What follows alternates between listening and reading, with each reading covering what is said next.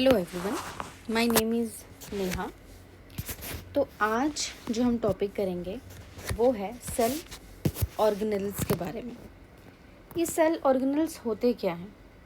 जब हमने previous videos में देखा कि सेल का स्ट्रक्चर हमने ऑब्ज़र्व किया था और उस स्ट्रक्चर में हमने पाया था कि बहुत सारे उसके अंदर सब्सटेंसेस प्रेजेंट हैं, मॉलिक्यूल्स प्रेजेंट हैं, जिनको हम एक साइंटिफिक भाषा में ऑर्गेनेल्स का नाम देते हैं। एक तरह से सेल के ऑर्गन्स, जैसे एक ह्यूमन बॉडी में ऑर्गन्स प्रेजेंट होते हैं जिनका एक डिफरेंट फंक्शन है, जिनका एक डिफरेंट काम है। सबको एक काम सौंपा गया है कि आप ये करेंगे, और आप एक दूसरे ऑर्गन को काम सौंपा गया है कि आप ये चीज़ करेंगे। वैसे ही सेल भी उसी तरह से ऑर्गेनाइज्ड रहती है। सेल के पास भी बहुत सारे ऐसे ऑर्गेनल्स हैं जो डिफरेंट वर्क करते हैं, जिसकी वजह से एक पर्टिकुलर सेल क्या करती है, फंक्शन कर सकती है। तो आज ही हम एक ऑर्गेनल के बारे में बात करेंगे जो कि बहुत ही इम्पोर्टेंट ऑर्गेनल है आपके सेल का।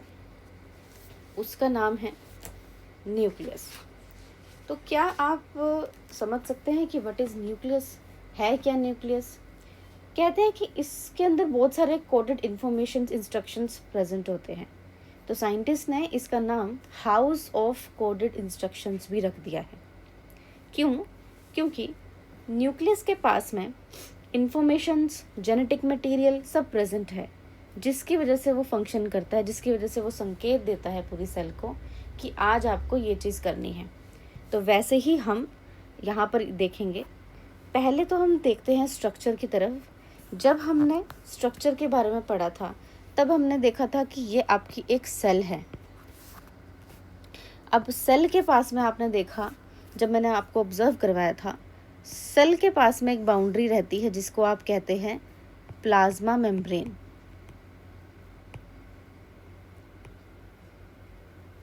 प्लाज्मा मेम्ब्रेन, और उसी प्लाज्मा मेम्ब्रेन को जो आप देखते हैं, जो ग्रीन साइट आपको यहाँ दिख रही है, दैट इज कॉल्ड साइटोप्लाज्म। और ये स्ट्रक्चर आपका है न्यूक्लियस, जो कि हमारा आज फर्स्ट ऑर्गेनल है जिसे हम डिस्कस करेंगे, न्यूक्लियस। अब देखिए, ये स्ट्रक्चर मैंने पहले से ड्रॉ करके किया था ताकि आपको समझाने में, ताकि आपको एक्सप्लेन करने में ज़्यादा इशू ना हो। और इस स्ट्रक्चर को, ये आपका स्ट्रक्चर जो मैंने ड्रॉ किया है, ये स्ट्रक्चर इस तरह से है। जैसे कि फर्स्ट ऑफ ऑल तो मैं न्यूक्लियस के उसको कट करके आपको शो किया गया है कि न्यूक्लियस एक, मान लीजिए एक स्फीयर है आपके पास में, एक स्फीयर है जिसके अंदर डेंस, स्फीयर और सर्कल में यही डिफरेंस होता है कि स्फीयर इज डेंस। स्फीयर में एक वॉल्यूम होता है, एक उसका पर्टिकुलर भार है। और स्फीयर को जब आप, इस तरह का स्फीयर बना है, स्फीयर को आप जब उसकी अपर जो लेयर होती है, आप इसकी जो लेयर है उसको अगर आप रिमूव करते हो तो इंटरनल स्ट्रक्चर आपको उसका दिखता है कि कोई भी स्फीयर में इंटरनल स्ट्रक्चर उसको आपको दिखेगा। तो वैसे ही यहाँ पर जो न्यूक्लियस है, इसका इंटरनल स्ट्रक्चर आपको ड्रॉ करके यहाँ पर शो किया गया है कि ये यहाँ पर आपका एक सेल है, सेल के अंदर आपका न्यूक्लियस इस तरह से प्रेजेंट है। तो ये आपका न्यूक्लियस। सबसे पहले हम लेबलिंग की तरफ चलते हैं। अब लेबलिंग में आप सबसे पहले देखेंगे आपका ये आउटर जो कवर है, क्योंकि न्यूक्लियस मैंने कहा कि आपको इस तरह से आपको ड्रॉ करनी है। समझ लीजिए आपकी आउटर कवरिंग है न्यूक्लियस की, और न्यूक्लियस के ऊपर आप ये देख रहे हैं कि यहाँ पर आपको पोर्स कुछ एक इस तरह से सब ऑब्जर्वेशन में आ रहे हैं। आप इसको बोलते हैं न्यूक्लियर पोर्स। न्यूक्लियर पोर्स का काम क्या होता है? बेसिकली इनका काम है रेगुलेट करना। रेगुलेट, लेकिन करेंगे किसको? रेगुलेट करते हैं, दे रेगुलेट ट्रांसपोर्टेशन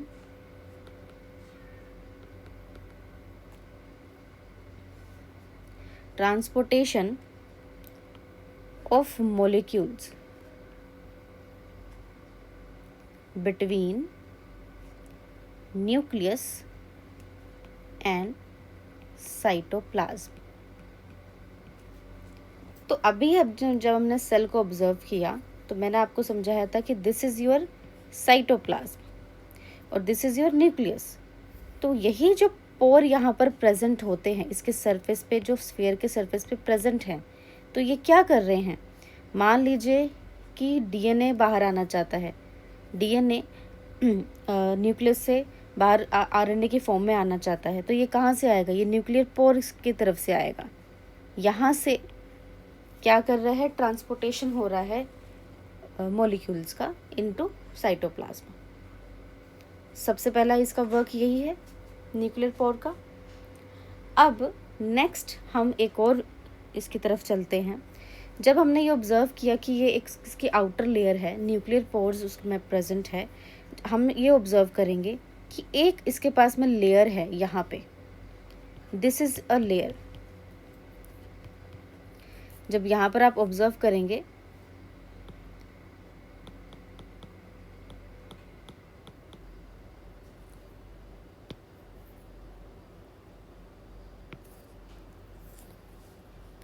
यहाँ पर एक ऑब्जर्वेशन ज़रूर रखिएगा, ये आपकी एक लेयर है, इस लेयर को आप कहते हैं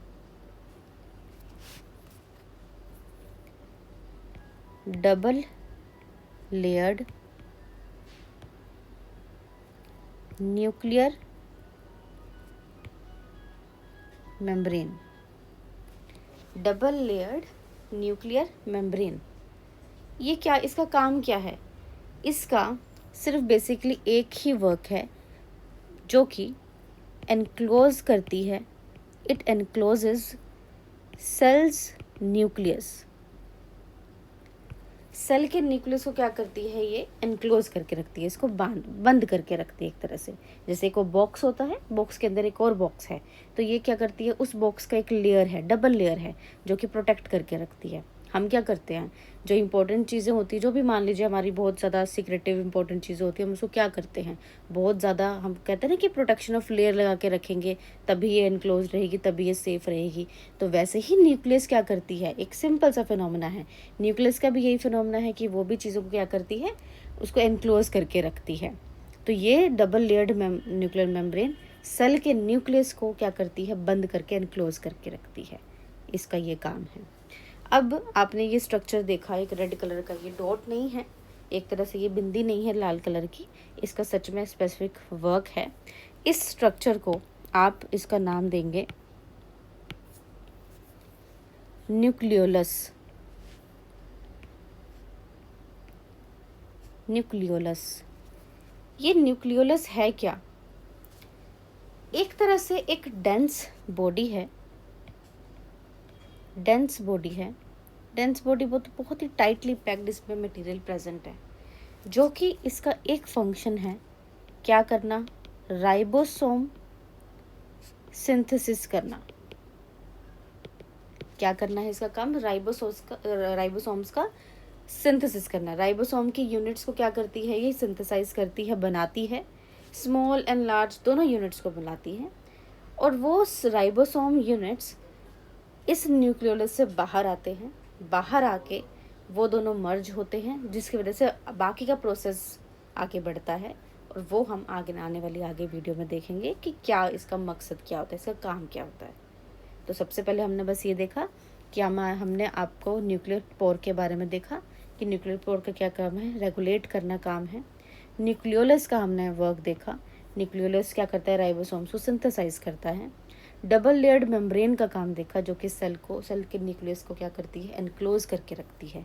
अब आपने ये देखा होगा, ये एस शेप का कुछ स्ट्रक्चर है जो हमें दिखता है, हमें नहीं पता ये क्या है, एस शेप का कुछ है, तो हमने इसको नेम दिया है क्रोमैटिन का।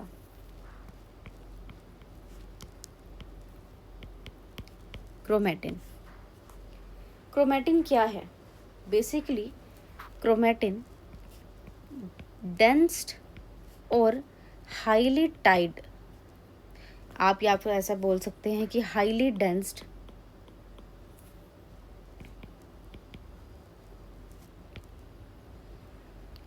डीएनए, जो कि बहुत ही ज़्यादा टाइटली पैक्ड होता है। क्या होता है, पैक्ड होता है, टाइटली पैक्ड होता है यहाँ पे। तो ये जो क्रोमैटिन है क्रोमेटिन जब आप इसको आप ओपन करेंगे तो आपको इसका जो पूरा का पूरा स्ट्रक्चर शो करेगा कि क्रोमेटिन बेसिकली है क्या, क्रोमेटिन का काम क्या है।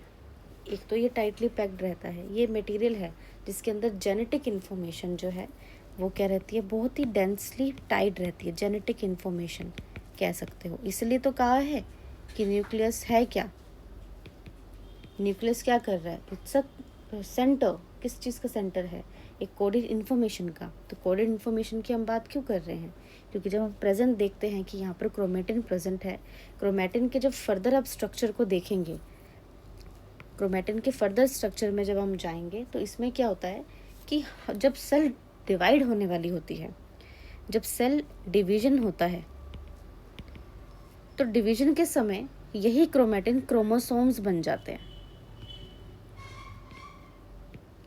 यही क्रोमेटिन क्रोमोसोम्स बन जाते हैं। जब हम फर्दर इसको देखेंगे तो यही किससे बनते हैं, डीएनए और प्रोटीन से बने होते हैं। तो एक तरह से जो ये बेसिक यूनिट से बने हैं, फंक्शनल सेगमेंट हैं, तो यहाँ डीएनए और प्रोटीन मिलके क्रोमोसोम्स बनाते हैं। क्रोमोसोम से जब आप देखोगे कि वो डेंसली पैक्ड है तो वो क्या बन रहे हैं, क्रोमेटिन्स बन रहे हैं। तो इसका बेसिकली स्ट्रक्चर न्यूक्लियस का यही है, सिंपल स्ट्रक्चर है। आपको नेम से ही समझ में आ रहा है कि क्या करता है, it's a centre of coded information. तो आज के लिए इतना ही। नेक्स्ट ऑर्गेनल्स और भी इंटरेस्टिंग ऑर्गेनल्स हैं, हम उसके बारे में नेक्स्ट वीडियो में बात करेंगे। Thank you so much.